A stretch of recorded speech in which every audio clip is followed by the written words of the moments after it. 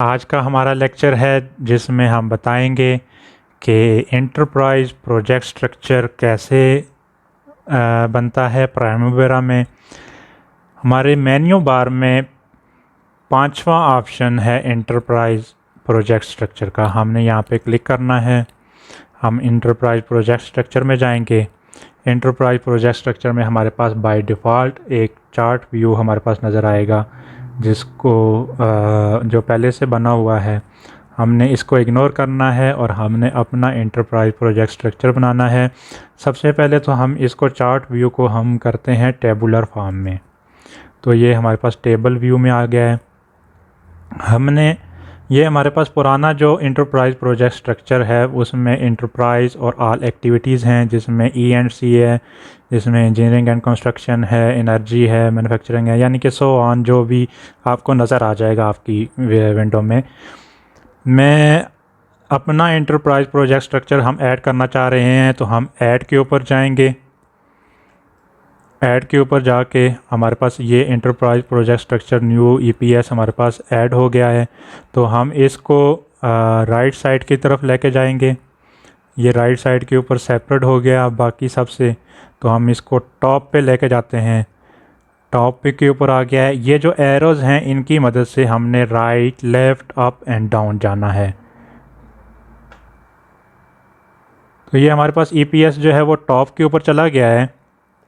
हम यहाँ पे अपनी एक्चुअली हमने प्राइमवेरा को बताना है कि हमारी कंपनी है क्या और क्या क्या काम करती है और इसमें फ़र्दर क्या क्या डिपार्टमेंट हैं।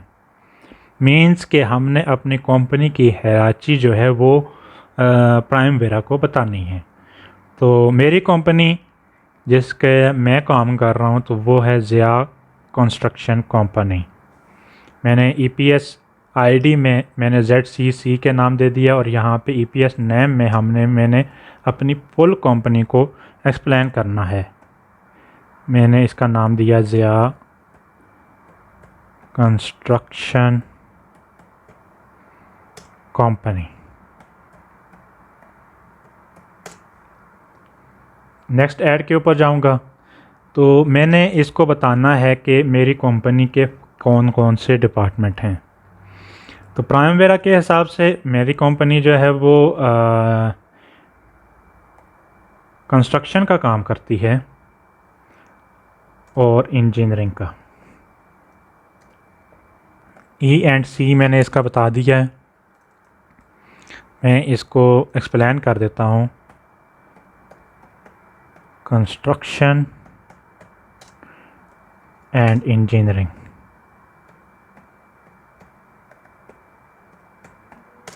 ओके।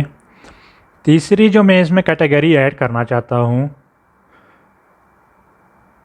मैं ऐड किया है। अब इन कंस्ट्रक्शन और इंजीनियरिंग में कौन कौन से काम करती है। अब मेरा जो कंस्ट्रक्शन और इंजीनियरिंग को मैं आगे एक्सप्लेन करूँगा, तो मैं अपने इसको EPS को मैं राइट साइड की तरफ लेके जाऊँगा। तो मैं राइट के ऊपर क्लिक करूँगा। तो इसमें मेरे पास जो है कंस्ट्रक्शन और इंजीनियरिंग में मेरे पास जो है वो इलेक्ट्रिकल प्रोजेक्ट है। ELE कर देता हूँ मैं। तो इसमें मैं कर देता हूँ इलेक्ट्रिकल प्रोजेक्ट।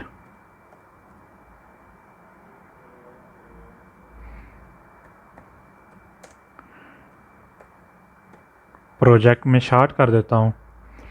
आपने मुकम्मल लिखना है। मैं आपके टाइम की बचत के लिए मैं शॉर्ट लिख रहा हूँ। मैं अभी इसमें कर देता हूँ CIV। मैं इसमें लिख देता हूँ सिविल प्रोजेक्ट।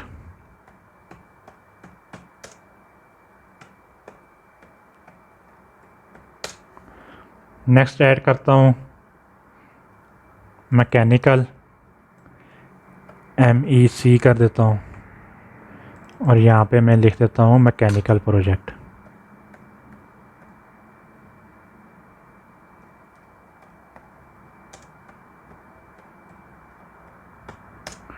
मैकेनिकल प्रोजेक्ट ये मेरे पास है। मैंने प्राइमवेरा को क्या बताया है, मेरे पास एक कंपनी है जो कि ज़िया कंस्ट्रक्शन के नाम से है। इसमें मज़ीद एक डिपार्टमेंट है जिसमें कंस्ट्रक्शन डिपार्टमेंट है और इंजीनियरिंग डिपार्टमेंट है, जिसकी सब कैटेगरीज़ जो हैं वो इलेक्ट्रिकल प्रोजेक्ट है, सिविल प्रोजेक्ट है और मैकेनिकल प्रोजेक्ट है। अब इस कंपनी में मज़ीद भी डिपार्टमेंट हैं, वो भी मैं इसको एक्सप्लेन करूँगा। जिसमें सबसे पहला है कंस्ट्रक्शन और इंजीनियरिंग से नीचे मैं अब ऐड कर रहा हूँ। तो इसमें है प्रोक्योरमेंट, PRO कर देता हूँ। इसमें मैं एक्सप्लेन कर देता हूँ प्रोक्योरमेंट पूरा।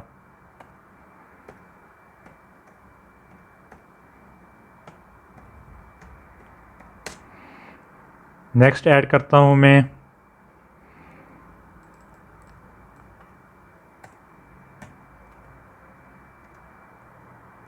E&Q,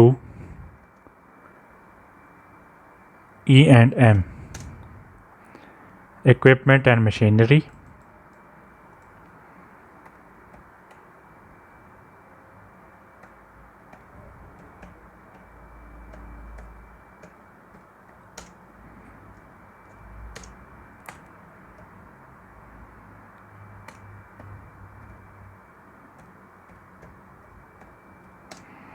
मशीनरी नेक्स्ट मैं ऐड करता हूँ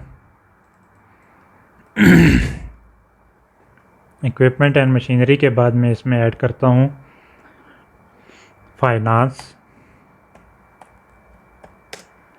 जिसको मैं मुकम्मल एक्सप्लेन करूँगा।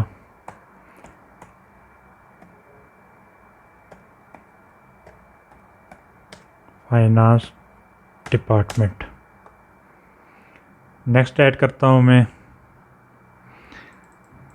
HR,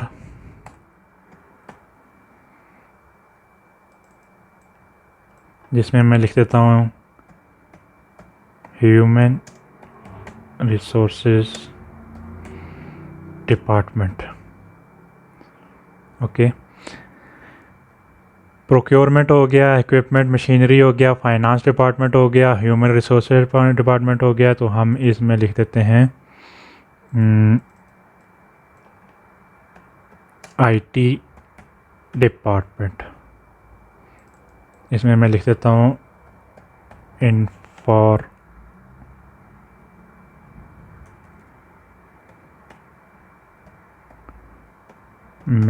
and technology. ठीक है, ये मैंने अपनी एक इंटरप्राइज़ बनाई है अपनी कंपनी की। मैंने आपको एग्जांपल देने के लिए सिर्फ चंद चीज़ें इसमें डाली हैं। आपने मुकम्मल इसमें बनाना है कि आपकी कंपनी है, जैसे मेरी कंपनी है ज़िया कंस्ट्रक्शन के नाम से। इसमें दूसरा जो इंटरप्राइज़ है वो है कंस्ट्रक्शन एंड इंजीनियरिंग, जिसमें सब इंटरप्राइज़ हैं electrical project, civil project, mechanical project.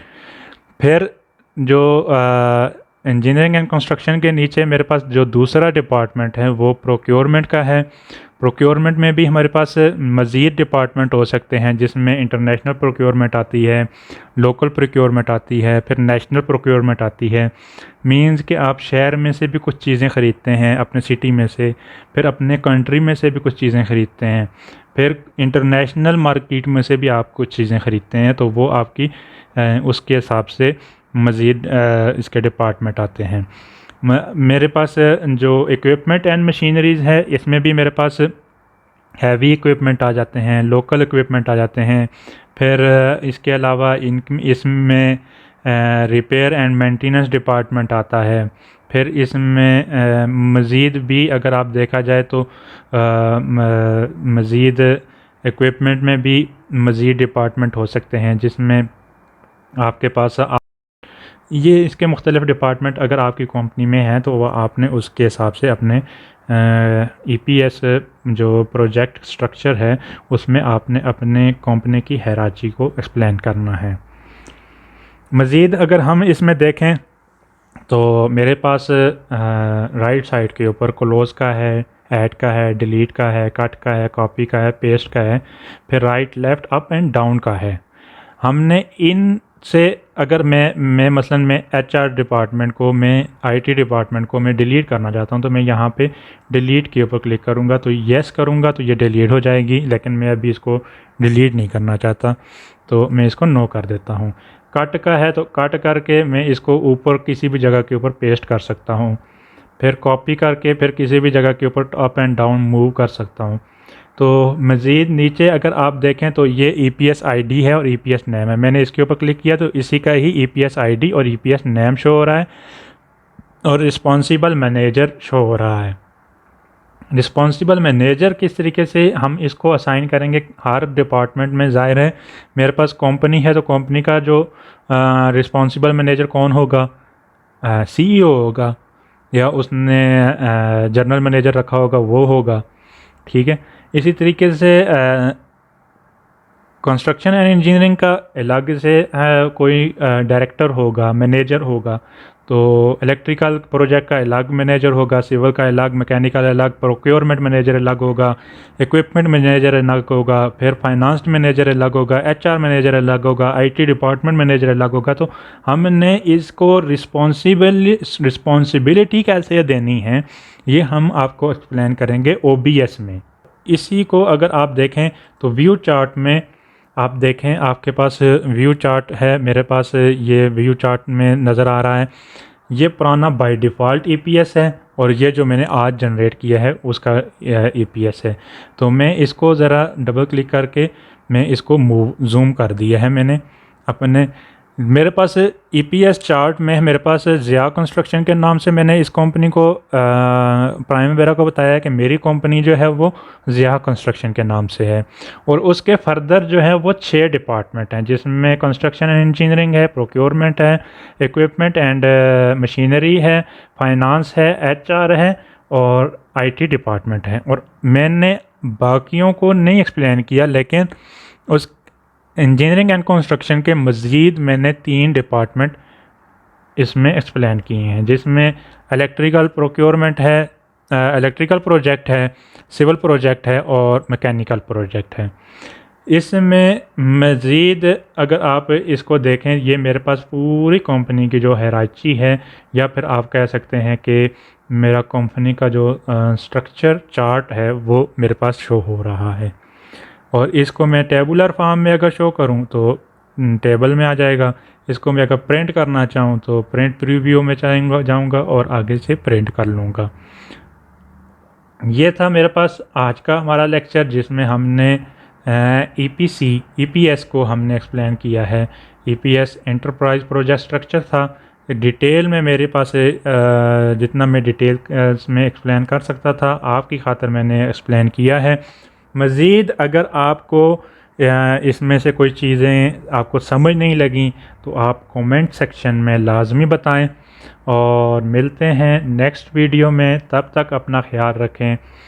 अल्लाह हाफिज़।